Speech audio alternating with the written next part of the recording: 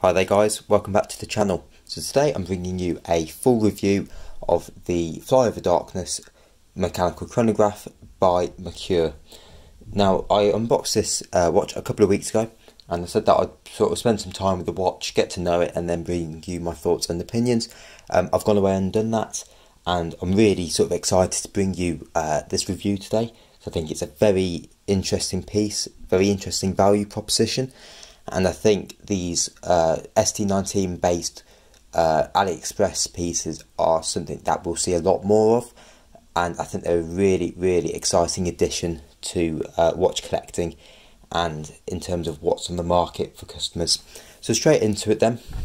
So Merkur is a AliExpress brand. They've also got their own website where you can purchase these watches.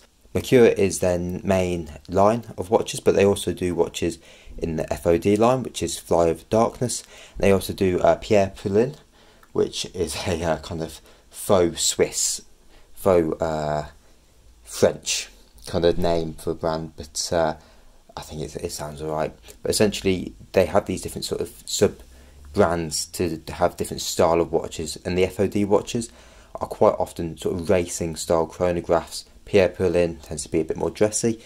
As you can see here, this is a very sort of 70s inspired watch. And as you can see here, this is a very sort of 70s racing inspired watch. And it gives me real Tag Heuer Monaco vibes. Obviously different colour scheme, but in terms of those oversized subdials, that really striking sunburst dial, it does really remind me of that. So straight into the specs then. 38mm case, 18mm lug width, 14mm thick, and that includes domed crystal. We've got a 47mm lug to lug, 30 metre water resistant case, so really just splash proof. Definitely don't go swimming with this one.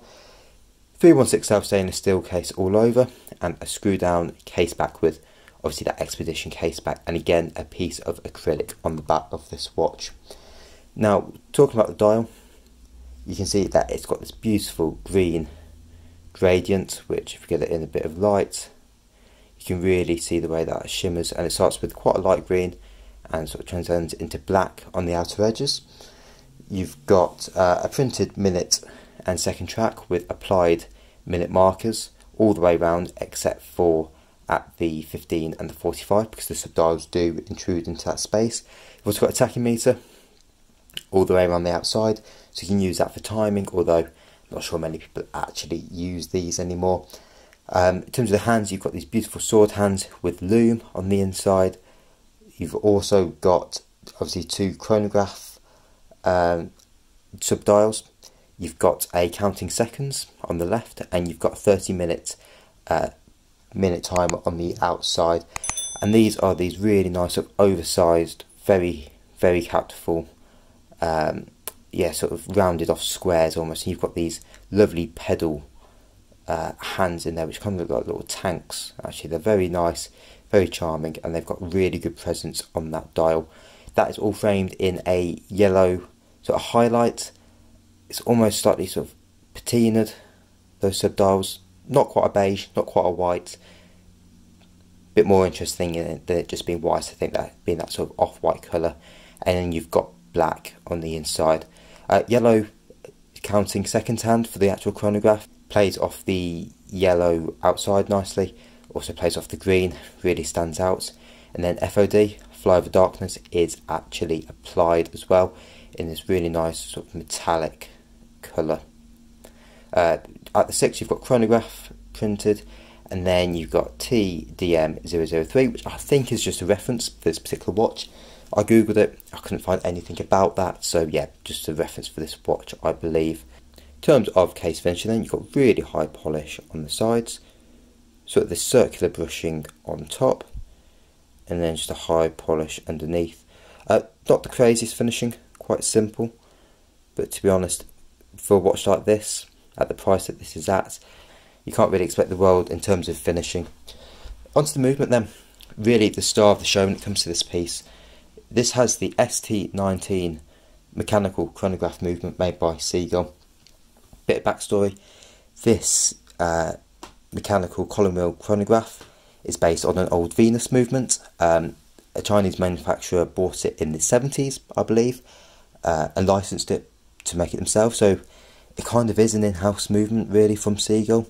Obviously based off the design of someone else, but you know, they've been manufacturing it for years themselves now, and it is the only mechanical chronograph that is affordable that I'm aware of. And I've done a fair amount of research, and the only other watches you really see around about this price point, which I'll cover the price of it later, is the VK64 or 67, 64 I think, which is a Seiko Mecha Quartz movement, which is great because it's accurate, battery based, so it only needs to be replaced every few years, but it isn't mechanical, and even though it's got that sweeping second hands, you know, it's still not a mechanical watch like this.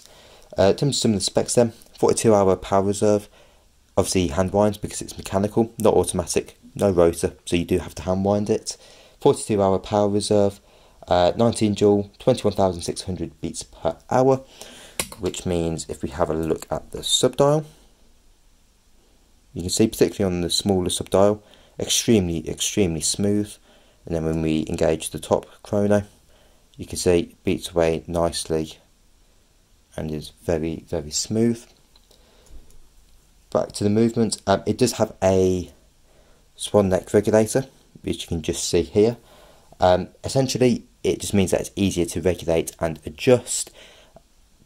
You know, that's mainly just for if you want to tinker with it yourself, or I'm sure watchmakers do appreciate that being there because it is easier to regulate timepieces with this on there. It's also a column wheel chronograph, which essentially means that it's got really smooth chrono action. I have got some close-up footage of this movement, so I'll pop that in there now, so you can have a quick look at it. You've also got some nice striping on there, so it's got quite nice finishing to it. Nothing too crazy, but it's a nice bit of detail. You've got gold wheels throughout, and you have got blue screws in there. Obviously I think it goes without saying these aren't actually blued, so they're not heat treated, they are just painted. And some people do find it a bit tacky. They think there's a bit too much going on colour wise back here. However, I really like it personally. And then yeah, you have got those jewels in there as well. So for the price, it's an absolutely incredible looking movement, and it's a watch that definitely justifies having an exhibition case back. And you know, for a lot of people, they'll actually prefer the back of this to the front. Now, in terms of that movement, just get that reset. So, top chrono, pusher, engages, and you get a really satisfying click. Obviously, that goes round once, and this 30-minute tracker tracks it all. Click it in again to stop. Click it again to start. If you want to reset it, you click it and push in the bottom chrono, and it clicks back to 12 straight away. Very nice action on these pushers. Crown is signed with an F as well. So very satisfying movement to use, and it is really easy to time stuff on here. And there is something really fantastic about watching an automatic, mechanical I should say, chronograph doing its thing. I do think it looks absolutely fantastic. In terms of some niggles then, the strap that it comes on apparently isn't very good. I'll be honest, I got this second hand and it didn't come with the strap. However, the seller told me that the strap was so terrible he just threw it away, and a lot of other reports have said it's a bad strap, but to be honest, for the value that you're getting, you know, I can understand that. So here I've just popped in a lume shot. As you can see, the lume is okay. You wouldn't expect much from a chronograph, to be completely honest, particularly at this price point. It's not the best legibility, to be honest, and it fades relatively quickly. But again, you're spreading the butter quite thin when it comes to a watch at this price point. You can't have everything for this price, and you know, if you're going to compromise on something when it comes to a chronograph, I'd rather it would be lume than anything else. That brings me on to another point, is the value retention. You won't lose much on these because, you know, this is a relatively valuable movement. However, you know, it depends whether you're happy wearing a brand that has no history, like Merkur. With all due respect to them, you know, they are a mushroom brand at the moment. I wouldn't say they're quite a micro brand, but if it doesn't bother you, then I wouldn't worry about it. In terms of the look of this watch, it won't be for everyone. It's quite bold. I personally love it because I'm a big fan of the Tag Heuer Monaco. As I said, this really reminds me of it. But they do so many different designs. They do really classy pieces, ones that remind me of, you know, Elongation, you know, really sort of god tier brands. So more than likely there will be a design that you like for this. I'm going to stick it on wrist as well, actually, just whilst I talk you through another couple of points. The ST19 movement in general, I have heard a couple of complaints about the materials not being amazing for the actual mechanical chronograph. This watch retails for about £160. So, you know, they are going to have to cut corners somewhere, and some people do say that's in the actual manufacturing of the movement.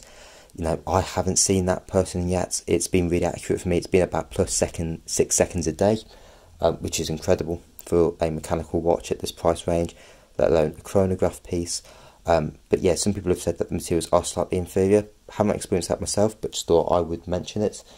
Not that it's going to particularly take away from this for me at all. As you can see, 38mm, but that 47mm lug to lug really helps with the wrist presence. So it is a great looking piece. You know, it doesn't dominate the wrist, but I think it is substantial enough to really be noticed. I've got it on a Barton strap, which I think plays with it really nicely. Again, because of that colour scheme, probably not the most versatile piece. However, if you pair it with something like this, I do think it looks really, really fantastic. In conclusion, I believe watches like this are going to help to really revolutionise affordable watch collecting. You're getting an incredible mechanical movement. There's nothing else around about this price in terms of mechanical chronographs, and they're becoming more and more affordable and accessible as shopping in China and directly from China becomes more available to us. I think it's going to really push some of the bigger brands to start innovating again instead of relying on the same old watches, the same old movements. I think they understand that as we become more savvy as shoppers and as collectors, and we know that there are these value pieces out there, that we will lean towards them. We love history, we love our Seikos, we love our Hamiltons, we love all these watches and these watch companies with amazing history, but we also appreciate value, and we appreciate watches that are genuinely disrupting the industry. And I believe a lot of these brands that are using the ST19 and pricing these watches below sort of $200, £200 are really doing that, and I think they're only going to grow in popularity, and I think that's only a good thing for the watch industry. Let me know what you think about this piece. Do you love it? Do you hate it? If you've got any experiences with the ST19, feel free to leave them down below. And without any further ado, I'll catch you in the next one.